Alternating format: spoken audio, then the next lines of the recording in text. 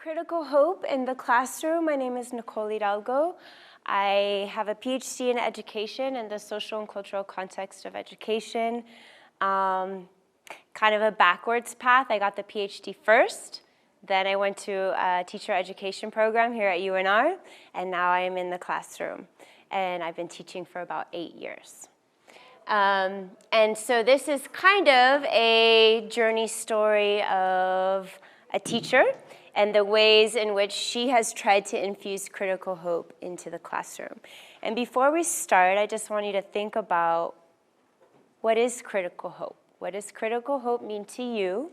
I want you to take about 30 seconds to get a working definition in your head, and then I'm gonna have you share out, okay? So just take a moment to think, what is critical hope?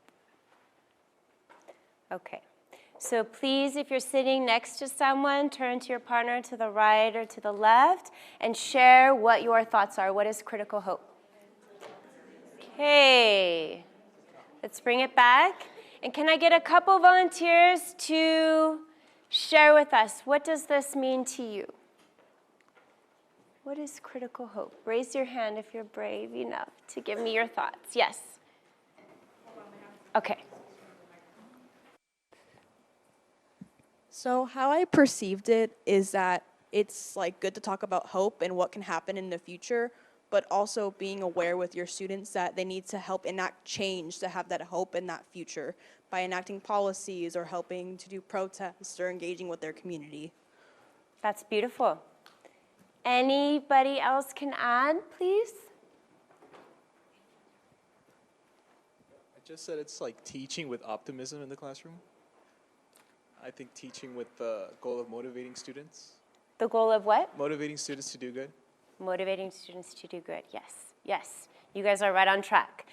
This is exactly what I want to talk about in my presentation and the ways in which critical hope has been infused on a few different contexts. So first we'll look at college preparation program, so something that has been institutionalized through a university and has been longitudinal over time, so a 3-year program. Then we're going to look at a classroom context with English language learners, in which I tried to recreate this in a semester-long research project with kids. And then finally, into my current context, which is a rural high school Spanish classroom, and looking at just one unit of study. So going from a program to a semester-long project to just a single unit of study, and the ways that critical hope might be infused in the 3 contexts. And I start from the position that the ultimate level of advocating for students, I believe, is teaching them how to advocate for themselves and for others who are in need, in their families and in their communities. Critical hope was coined by the scholar activist Paulo Freire, and it's really been dug deep by my dissertation mentor. His name is Professor Jeffrey Duncan Andrade.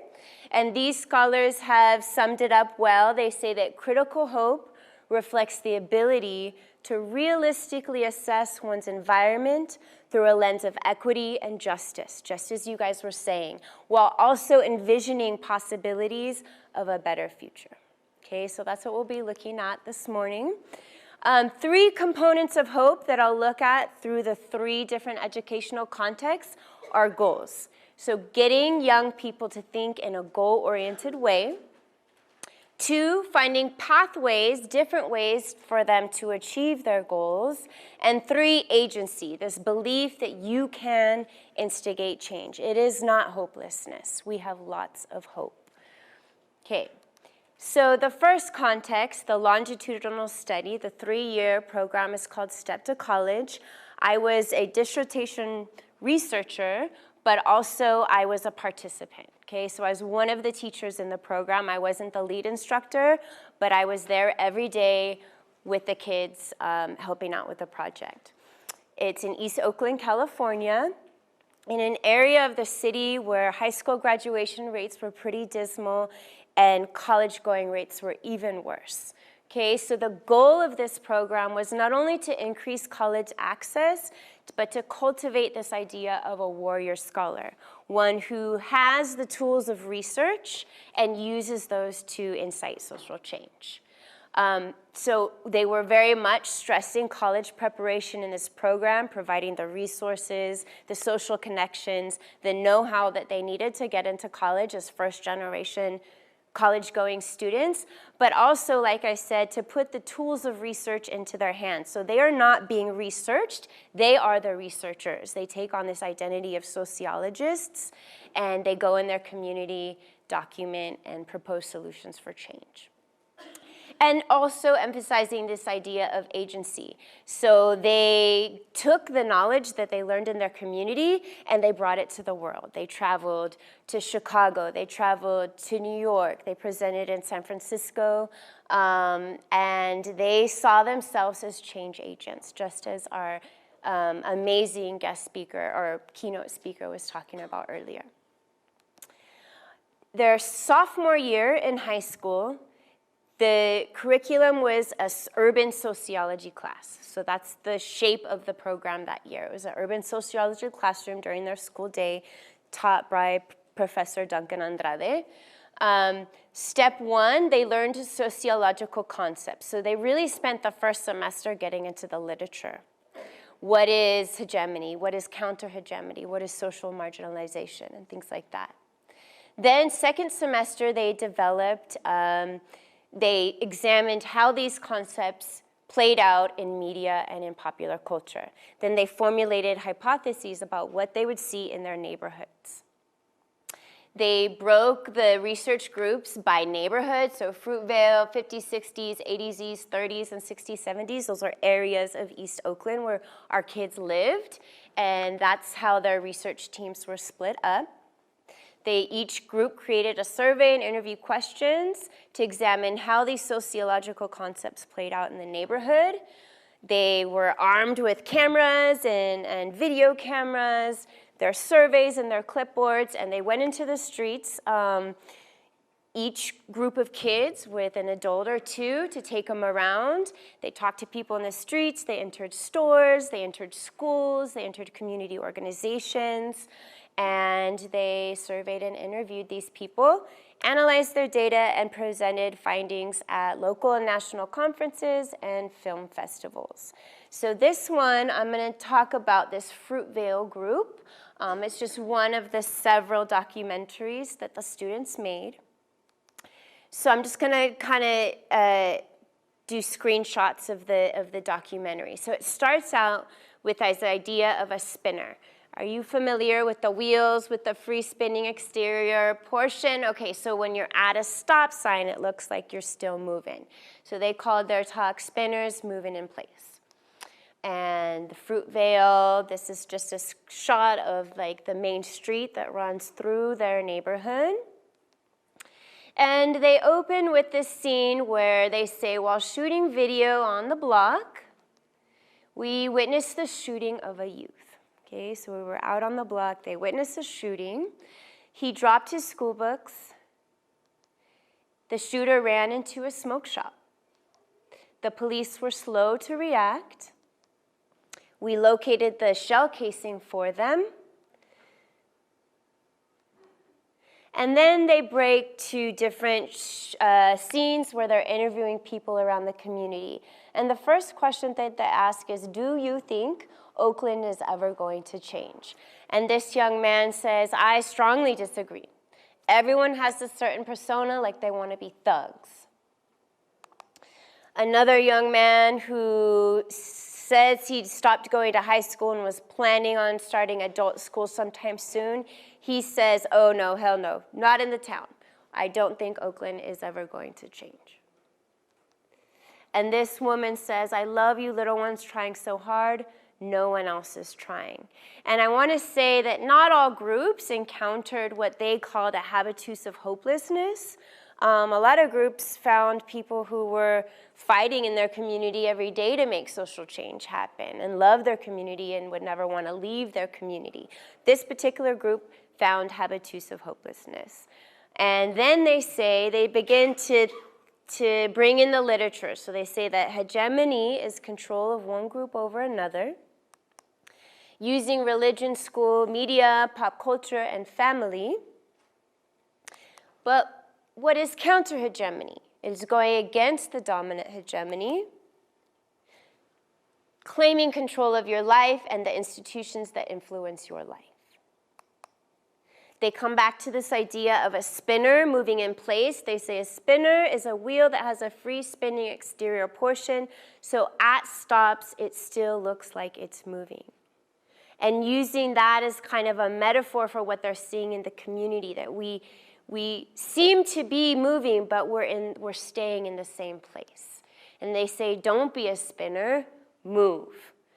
Build schools, organize, create your own media, which is in large part what these students began to do themselves. And so this idea of a warrior scholar, I saw it on so many levels with these kids throughout this 3-year period of time. This is a young woman who is demonstrating this idea of examining critically her reality and thinking about what she can do to change it. This is her reciting a poem that she wrote in class.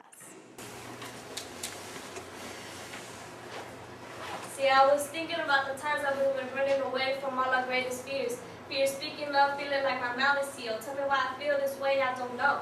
You don't believe in me, your expectations are low, well maybe that's why. You make me doubt myself, having only one expectation of me, and that's to be a housewife. Well maybe that's life, that's just the way it is. You got your thoughts so twisted, I'm gonna tell you how it is. I'm a strong woman of color, living in the struggle. My voice is getting stronger now, you can't make me stutter, you can't bring me down, you can't bring back that fear. I thought I made it clear that the lives you believe control this, no longer sealed. I'm not running away now, I'm standing on my feet, representing all my women, speaking my mind through this. We also see it in the streets. These students, they were part of a small school that was created and then got threatened with school closure, like many schools in East Oakland did that opened up during this small schools movement. They marched 8 miles from their school to the school board meeting where they were discussing school closure. Okay, then I followed them to the school board meeting where this young woman, one of the participants in our program, wanted to speak her mind. She says, we have marched 8 miles because we love our school. The teachers share the knowledge with us so that we can go to college, come back to the community, and do the same. We strongly believe in each one, teach one. Okay, so kind of like the more you know, the more you owe. She feels this strongly. They also presented at academic conferences as public intellectuals. So this young woman, she says, what I like the most is the public presentations. People have said to me, she shared that this is something they've said to her all her life. The foul mouth, oh, you've got a bad mouth. But this time I'm using my mouth positively. It's powerful. What I'm saying really means something, and it's affecting many people. So she always knew that she had a strong mouthpiece, and through her work in this program, it helps her really channel it in a transformative way. And so really just reiterating this idea that yes, we want you to go to college, but we want you to go to college for the purpose of helping your community to rise up. And so this is the teacher, Dr. Jeffrey Duncan Andrade, who in his free time, he didn't get paid for this, he would go teach this high school classroom every morning. This is their senior year. He was teaching a literature course to the Step to College students. Paul Dunbar in 1896 wrote a poem for you. And he asked you the most fundamental question that you're going to have to deal with your life in this society. And it's this question. Those 2 lines, stanzas 2 and 3. It's not whether you will wear a mask. That's not the question. The question is, this is the question, y'all. I'm about to put it on you. Which mask will you wear? And why will you wear it?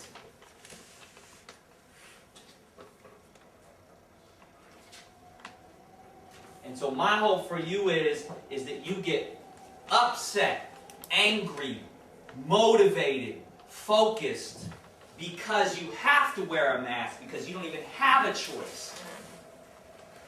And that you use that motivation to answer that question, hopefully, at this level. I'm not wearing this mask to fit in. I'm wearing this mask to infiltrate.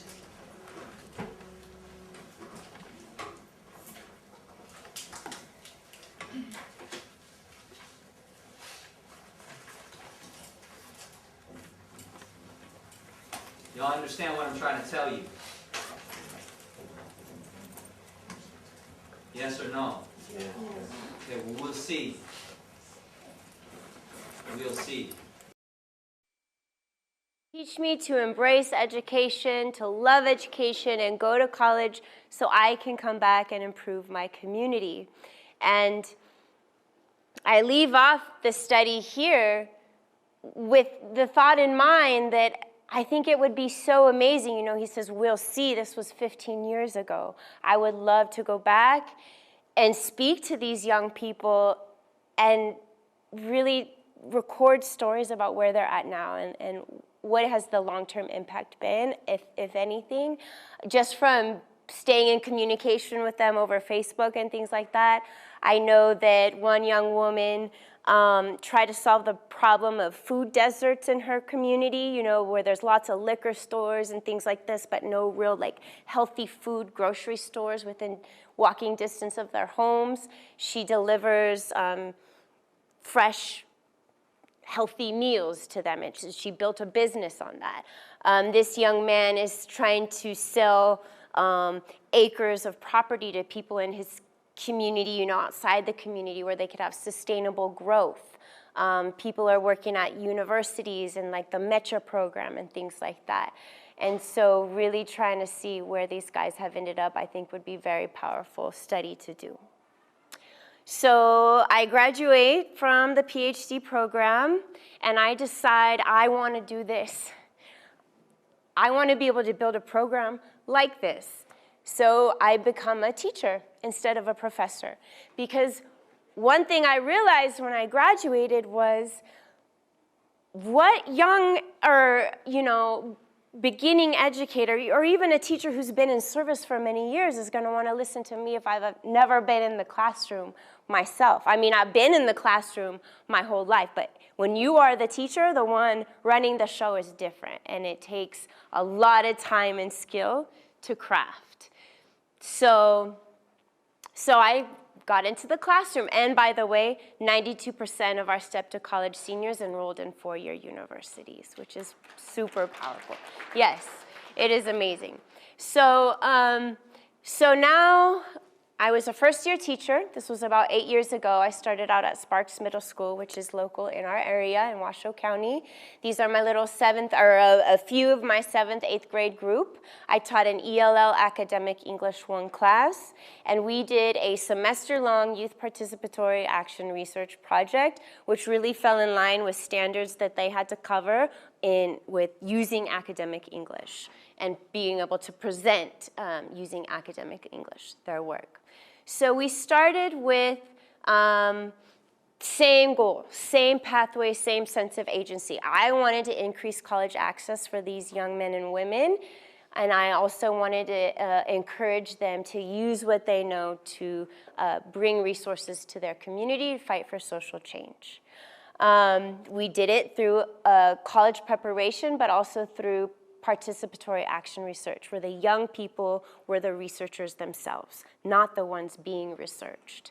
And really encouraging public intellectualism and seeing themselves as people who can create social change. This is up here at UNR on one of the many trips that we came to during my time with them in Sparks Middle School. Okay, so we started out with this idea. What is the biggest issue in your school or community or your world? We just did a brainstorm. Then we formed teams based on what they were interested, what issue they wanted to focus on. We had things like school to prison pipeline. They came up, they wanted to look at college access, homelessness, teen pregnancy, drug addiction, things like that. They did library research on their topics, developed survey and interview protocols. They did a school-wide survey. They got like 104 surveys from students at their school. And then they conducted interviews with community organizations and leaders. They even interviewed the Washoe County Superintendent and a Nevada State Senator, among many others. They analyzed their data, created and rehearsed their presentations. They proposed solutions for change. And then their projects got accepted to present here at UNR at a diversity summit, which is an amazing culminating spot for them to present their work. So this is one presentation by a group that looked at the school-to-prison pipeline. They started with facts about school-to-prison pipeline that they found. People of color 8 times more likely than whites to go to juvie. 84 out of 100 teachers are white females. We are ignored in the school curriculum. Why should we care? English teachers are responsible for multicultural activities, and critical consciousness isn't enough, so Latino students need to take action. Okay, so then they go through their quantitative findings. I'll just have you look at the questions. On a scale of 1 to 10, how fair are our schools' rewards and punishments for student behavior? How many times in your life have you been kicked out of class? How many times in your life have you been suspended from school? And I want you to look at this. How often do you learn about your own culture and history in school? 43% say rarely. And then they went through qualitative findings, interviews with Tracy Davis, superintendent, and Joe Sayes, program manager at Washoe County. These are 7th graders interviewing these very important people, which is amazing in and of itself. They asked questions like, what is the school-to-prison pipeline? What kids are affected most by the school-to-prison pipeline? And this is my favorite. How can we get rid of school-to-prison pipelines and build more school-to-college pipelines? Then they made recommendations. Represent students' culture and histories in the curriculum, train teachers not to judge students based on their backgrounds, change school discipline policies to be less about punishment, more about solving the problem as a community. Okay, we're at 2, 1, 2, that's enough. So now I'm a Spanish teacher. I've been at a very rural school, Silver Stage High School. It's out in Lyon County. And I really had to tone back the research because my babies are starting with almost nothing unless they're native Spanish speakers, but like, you know, numbers, colors, alphabet, how to say basic words, and this abstract research was difficult for me to keep in the target language. So, but this talk is really helping me envision and dream about something I think I can do in my Spanish classroom, especially with my level 3-4s, a journey story. So like, let's look at how people talk about our community and really focusing on the core vocabulary that they would need to speak about that. Okay, some of this stuff exists, but like, what else is amazing in our community? And what positive traits do you have as who you are because you grew up here? What are you dreaming about for the future? And how might you get there? And then really being able to spend some time creating and presenting their journey story. So whether it's big scale or little scale, I think that we can all do it in our own way. And I'll leave you with this. The ultimate level of advocating for students is teaching students to advocate for themselves and others. Thank you very much.